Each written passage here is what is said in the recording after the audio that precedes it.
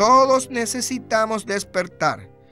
Todos necesitamos ser iluminados e ir al trono de la gracia para recibir misericordia y gracia, a fin que honremos nuestra primogenitura, a fin de que Dios nos encuentre aptos y dignos para reinar con Cristo en el reino venidero.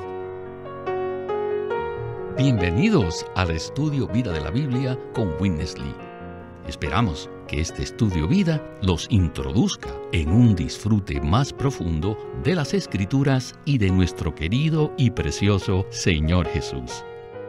Visítenos en nuestra página de internet, radiolsm.com, y allí podrán escuchar gratuitamente todos los programas radiales del Estudio Vida. En el Estudio Vida de hoy continuaremos con Génesis capítulo 25, y para comentarnos al respecto nos acompaña el hermano Antonio Hernández. Saludos, hermano. Gracias por haberme invitado nuevamente para estar con ustedes compartiendo acerca de las experiencias del patriarca Jacob. En el día de hoy continuaremos con la vida interesante de Jacob. El libro de Génesis tiene 50 capítulos, de los cuales la mitad es dedicada a la historia de Jacob y detalla todas sus experiencias de quebrantamiento y disciplina. ¿Podría usted hacernos el favor de comentar acerca de esto? En otra ocasión mencionamos que la vida de Jacob representa la experiencia de transformación en los creyentes. En este estudio vida veremos más sobre este tema. El hecho que el libro de Génesis haya dedicado tantos capítulos para relatar la vida de Jacob, por lo menos nos indica dos cosas. Primero, la importancia del proceso de la transformación. Y segundo, el hecho que todos estos capítulos abarcan tantos años de experiencia, nos sugiere que la transformación es un proceso gradual, largo y a veces lento. La regeneración y la justificación de un creyente es instantánea. Por eso no necesitamos un recuento largo acerca de la justificación de Abraham. Así que con parte de un capítulo es suficiente. Sin embargo, no pensemos que la transformación también es instantánea. Muchas cosas nos suceden con el transcurso del tiempo para que nosotros seamos transformados. Este tema nos debe impresionar. Por un lado, este proceso es muy importante para Dios. Y por el otro, debemos darnos cuenta que requiere tiempo. En nuestra vida cristiana, debemos dedicarle tiempo a lo que en verdad le interesa a Dios. Muchísimas gracias por estas palabras. Comencemos entonces el estudio vida del capítulo 25 con nuestro hermano Witness Lee. In Abraham, En Abraham we saw God's calling. vimos el llamado de Dios Then y también vimos su justificación. En Isaac vimos que él era una persona que disfrutaba, pero en Jacob no vimos ni el llamado de Dios, ni la justificación, ni su disfrute, sino que en cada página, en cada versículo, vemos la disciplina de Dios con Jacob para quebrantarlo. Jacob estuvo todo el tiempo bajo la disciplina de Dios, y esta fue para su transformación. Él nació como un suplantador, como uno trabado en el calcañar. Así que la intención de Dios era tener un príncipe de Dios. Dígame, ¿cómo podrían decir que un suplantador como él, uno que se agarraba del calcañar, llegaría a ser un príncipe de Dios? Esto no puede ocurrir de la noche a la mañana, ni se puede lograr en 1 o 2, ni siquiera 10 o 20 años. Le llevó toda la vida a Jacob. Aún antes de haber nacido, él ya estaba siendo transformado. Y ya que él representa este aspecto de la vida espiritual, tiene una biografía muy larga. Quiero llamarles la atención a 4 personas: Jacob, Esaú, Rebeca e Isaac. Cuando yo estaba considerando a estas 4 personas, Yo me reí. Miren a estas personas. Cada uno es tan diferente del otro. Esaú fue utilizado por Dios. Rebeca también. Isaac también. Estos tres, todos fueron usados por Dios.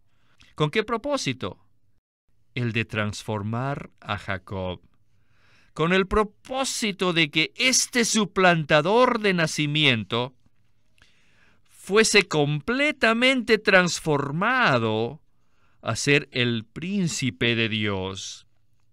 Cada uno de ellos fue utilizado para el bien de Jacob. Todas las cosas cooperan para bien.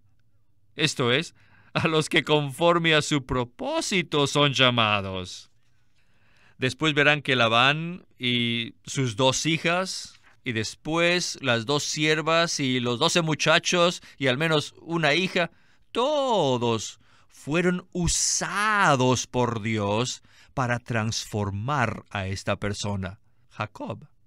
Desde el capítulo 25 hasta el final del libro, cada persona mencionada fue usada por Dios para transformar a Jacob. Y cada circunstancia, y cada situación, todos los incidentes fueron usados por Dios con el mismo propósito. Jacob era el escogido, él era el predestinado, y sin duda también fue llamado, y Dios tenía un propósito con este. El propósito de Dios con Jacob es transformarlo a un príncipe. Sin embargo, Dios no escogió a una buena persona, ni a una persona muy sencilla, ni tampoco era una persona estricta, ni una persona honrada. No, tampoco una persona de nivel alto. Más bien, Él quería transformar a un suplantador. Es muy interesante ver que Dios usó toda persona, circunstancia y situación en su arreglo soberano para transformar a Jacob. En estos estudios vida hemos usado mucho la palabra transformación. Entonces, Antonio, ¿nos podría explicar lo que este término significa? En la naturaleza podemos ver que la transformación es el proceso por el cual un renacuajo se convierte en rana o una oruga se convierte en una mariposa. La transformación consta de un cambio en forma externa y en expresión, como resultado de un cambio metabólico, interno, intrínseco. Para que la transformación se lleve a cabo, debe ocurrir un cambio en forma y expresión. Pero este cambio no se da por correcciones ni mejorías externas, sino que es el resultado de una transacción con el Espíritu vivificante. Esto causa que el elemento viejo de nuestro ser sea despojado, para que se introduzca el elemento de la vida transformadora de Dios. Podemos ser salvos en el sentido de que nuestros pecados son perdonados y nuestro espíritu es regenerado. No obstante, en nuestra alma, o sea, lo que pensamos, lo que escogemos, lo que sentimos, todavía podemos ser igual a los incrédulos. Esto no es lo que Dios propuso cuando nos escogió y llamó. No. Dios quiere que seamos transformados de gloria en gloria. Y Dios quiere que seamos transformados por la renovación de la mente.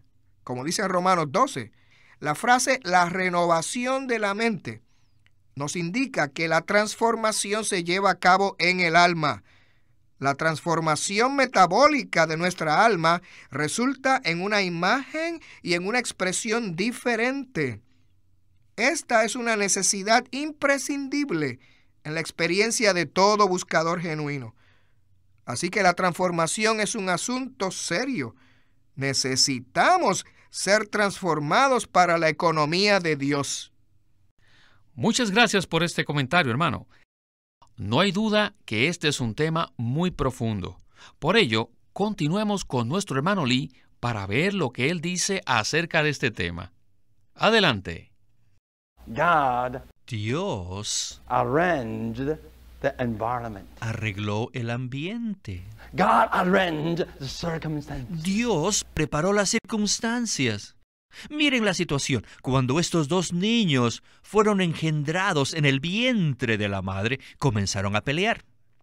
Jacob se dio cuenta, en el vientre, ¿quién iba a ser el primogénito? ¿Quién iba a obtener la primogenitura?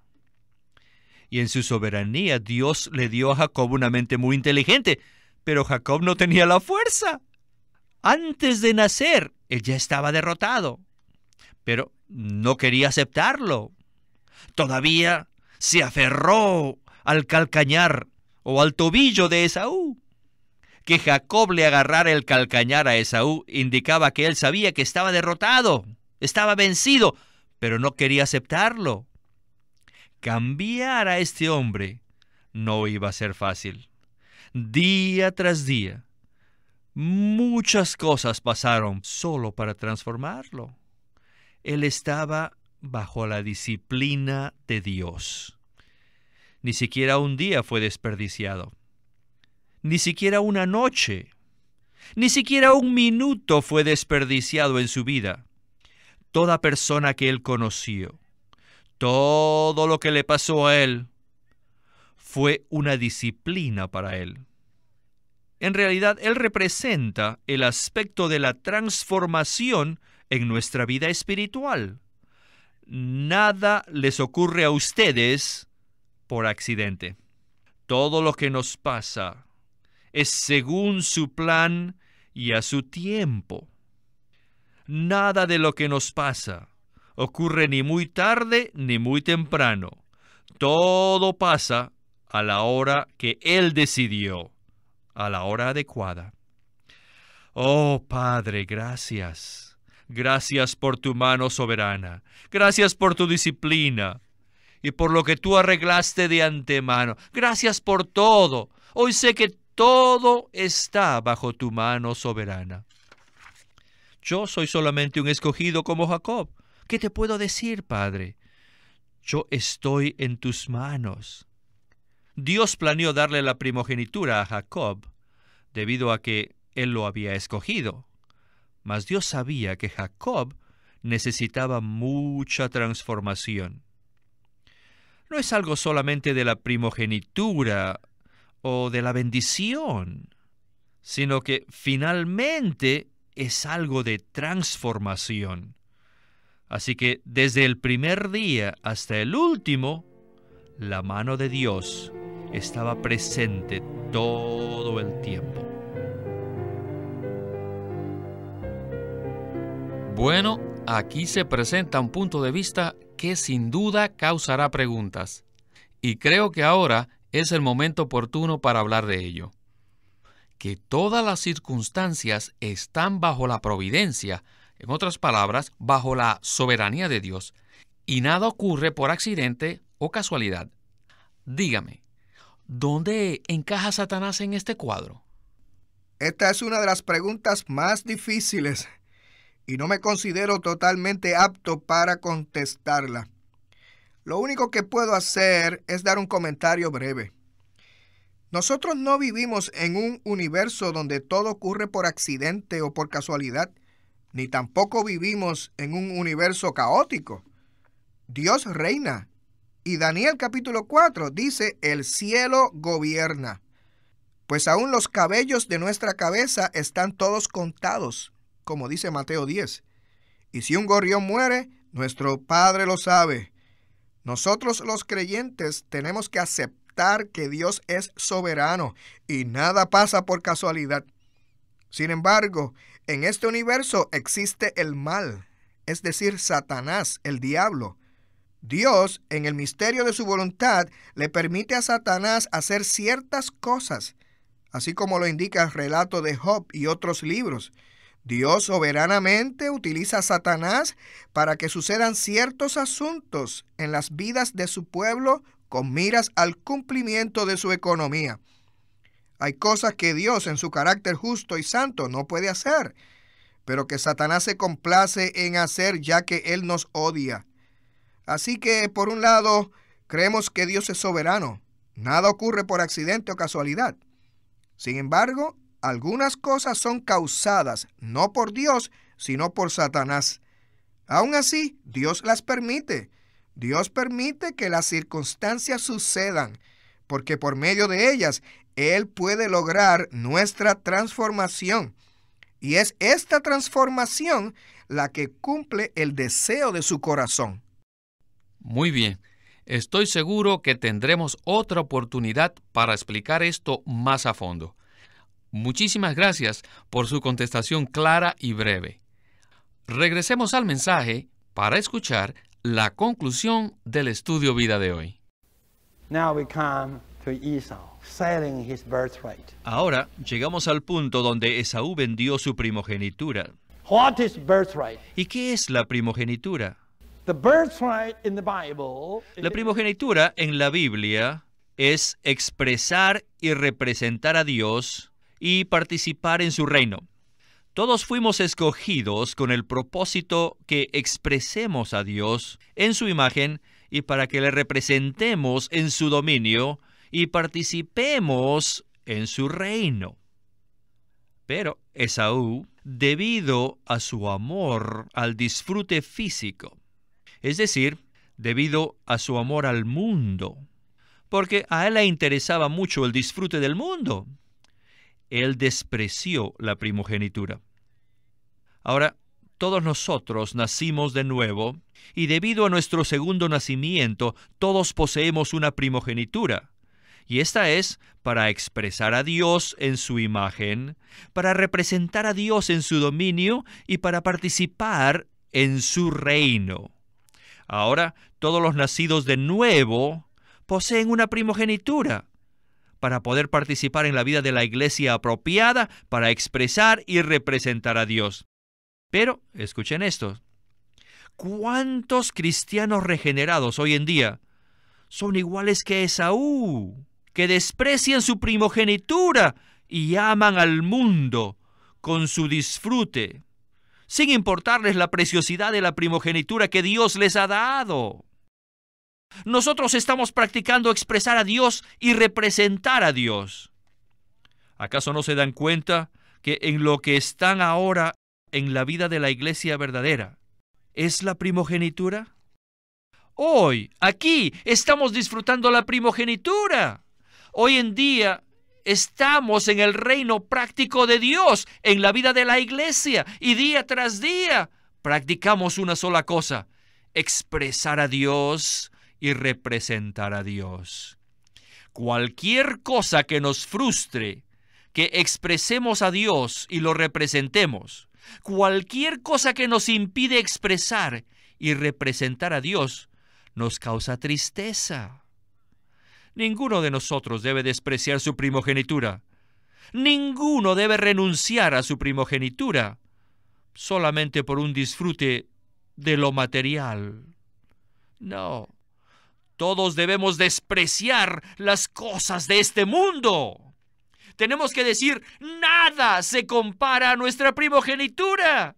Nuestra primogenitura es preciosa. Nada es tan valiosa como la expresión, la representación y el reino de Dios como nuestra primogenitura. Estamos en el reino de Dios expresando y representando a Dios. Y cuando hacemos esto, estamos disfrutando nuestra primogenitura. Cuando el reino venga, ciertamente estaremos allí, expresando y representando a Dios en esta tierra para su propósito. Esta es la primogenitura. Seamos todos nosotros los verdaderos Jacobs, pero ninguno sea pero ni un poquito de Esaú. Alabado sea el Señor por su elección. Agradezcámosle por nuestra transformación. Pero estén alertas, que tenemos que honrar y respetar nuestra primogenitura. Hermano Antonio, lo más impactante en esta última sección es sin duda que Esaú despreció su primogenitura debido a su amor por el entretenimiento mundano. Sin embargo, ¿qué representa esta primogenitura para nosotros, los creyentes neotestamentarios? Ya que somos hijos de Dios con su vida y naturaleza, tenemos la primogenitura y ésta posee ciertos derechos. La vida divina nos da el derecho de expresar y representar a Dios. Durante nuestra vida cristiana tenemos que honrar nuestra primogenitura y expresarla. Al hacer esto, como consecuencia, disfrutaremos nuestra primogenitura en el reino venidero de 1000 años. Es decir, si vivimos una vida vencedora hoy en día que exprese y represente a Dios, entonces tendremos el derecho de disfrutar la primogenitura en el reino venidero. El asunto central tiene que ver con el reino milenario. Esaú despreció su primogenitura debido a que él perdió de vista la meta del reino y solamente le importó vivir para el momento. Muchos cristianos se sorprenderán al darse cuenta que menospreciaron su primogenitura por no darle mucha importancia o al permitir ser usurpados, y por eso no estarán calificados para reinar con Cristo en el reino venidero. Al contrario, serán juzgados por haber despreciado y abandonado su primogenitura, pues no cultivaron la vida divina en su expresión y su autoridad que gobierna. Por consiguiente, durante el reino milenario, ellos no reinarán con Cristo. Más bien, necesitarán un periodo de tiempo para ser disciplinados, a fin de llegar a ser completamente transformados. En el Nuevo Testamento, la primogenitura se refiere a ser fiel en la vida cristiana hoy, para reinar con Él como sus correyes en el reino. Este es un asunto muy sobrio, muy serio, que merece nuestra atención, que merece también nuestra oración. No necesitamos contiendas ni argumentos, sino orar sin cesar y aún leer la Biblia de nuevo, para que el Señor nos ilumine y nos conceda misericordia. Ahora me gustaría hacerle una pregunta acerca de un punto práctico. El decir despreciar lo mundano puede sonar demasiado drástico o aún ascetismo. Dígame usted, ¿espera Dios esto de nosotros? Por definición, las cosas mundanas involucran lujo y exceso. Como seres humanos tenemos nuestras necesidades. De hecho, tenemos muchas necesidades, tales como comida, abrigo, transporte, protección y también disfrute. Pablo nos dijo que Dios da todo para que lo disfrutemos. El problema surge cuando estas necesidades se convierten en idolatría y reemplazan a Dios. Esaú estaba tan preocupado por su hambre que no le importó nada más. No debemos considerar que nuestro alimento o necesidad es lo único que importa. ¿Acaso no tenemos otro propósito más alto?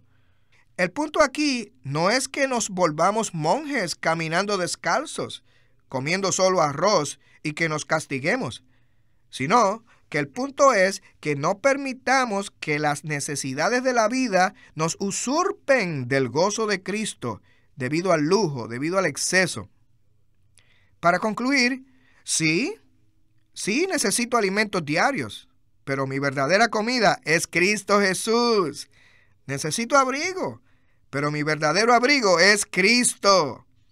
Necesito una casa donde vivir, pero no me importa dónde vivir, porque mi verdadera casa es Cristo. Él es todo.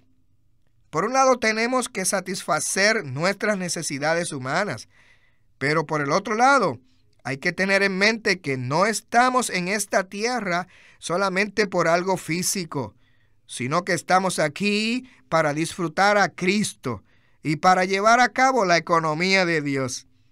Todos necesitamos despertar, todos necesitamos ser iluminados e ir al trono de la gracia para recibir misericordia y gracia, a fin que honremos nuestra primogenitura, a fin de que Dios nos encuentre aptos y dignos para reinar con Cristo en el reino venidero.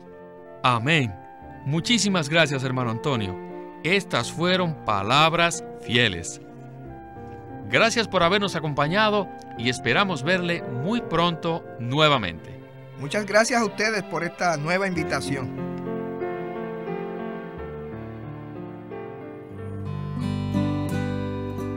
El estudio Vida de la Biblia es una producción de Living Stream Ministry que presenta el ministerio de Watchman Nee y Witness Lee.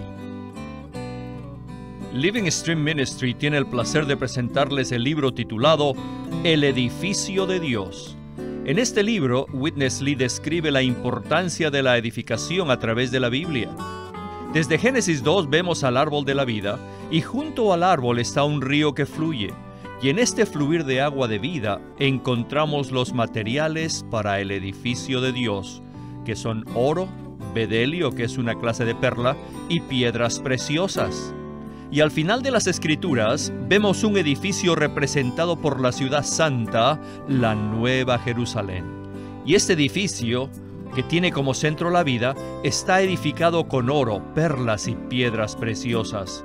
Esto nos muestra que la Biblia es un libro de vida, y por otro lado nos muestra que es un relato acerca del edificio de Dios.